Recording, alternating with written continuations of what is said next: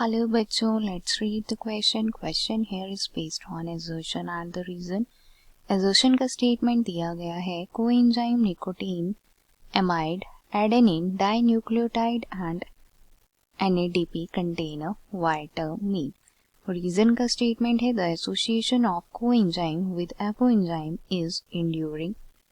तो हमें यहाँ पे बताना है कि both assertion and reason are true and reason is the correct explanation of assertion, या फिर both assertion and reason are true and reason is not the correct explanation of assertion. Third is assertion is true but reason is false, then assertion is false but reason is true. At last both assertion and reason are false. तो चलिए start करेंगे with की concept, और की concept जो है वो हमारा यहाँ पे है नियासिन। नियासिन की अगर हम बात करें तो ये जो है हमारा होता है विटामिन B3। यहाँ पे नियासिन जो है वो हेल्प करता है in the formation of NAD, जो कि हमारा निकोटीन एमाइड एडेनिन डाइन्यूक्लियोटाइड होता है, एंड NADP। तो दोनों की फॉर्मेशन में जो है नियासिन एक मेजर रोल प्ले करता है।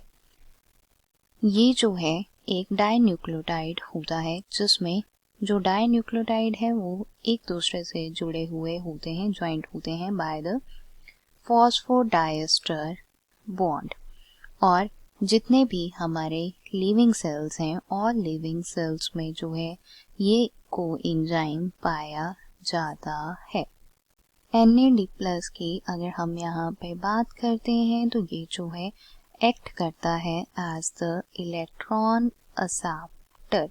इलेक्ट्रॉन्स को जो है ये असेप्ट करेगा in the metabolic reaction, but जब यहाँ पे ग्लाइकोलाइसिस होती है तो ये जो है इलेक्ट्रॉन्स को असेप्ट करता है और कन्वर्ट हो जाता है into the NADH which is changed to ATP।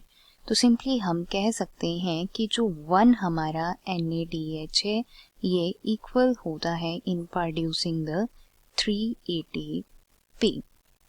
इसी मैनर में अगर हम NADP की यहाँ पे बात करते हैं तो ये भी हमारा इलेक्ट्रॉन असेप्टर है, बट ये जो है रिड्यूस्ड फॉर्म होती है NADPH की।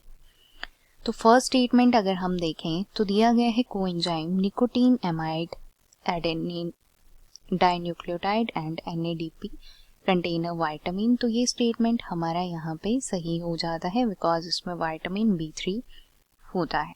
अब बोला जा रहा है कि जो एसोसिएशन है कोएंजाइम की विद एपो एंजाइम वो इंड्यूरिंग होती है। तो ये स्टेटमेंट जो है वो हमारा इनकरेक्ट है बिकॉज एपो एंजाइम्स जो हैं ये हमारे ऑर्गेनिक कंपाउंड्स होते हैं, बट इनका जो यहाँ पे एसोसिएशन है विद एपो एंजाइम वो ट्रांजिएंट होता है usually during the course of catalysis.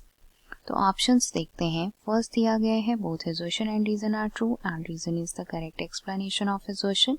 Option गलत है। सेकंड दिया गया है both assertion and reason are true and reason is not the correct explanation of assertion। Option गलत है। थर्ड दिया गया है assertion is true but reason is false। तो हमारे पास जो यहाँ पे करेक्ट आंसर होगा वो क्लियरली ऑप्शन थर्ड है। आफ्टर दैट हमारे पास आता है assertion is false but reason is true। तो ये जो ऑप्शन है वो भी हमारा गलत है। लास्ट दिया गया है both assertion and reason are false, again the option is wrong।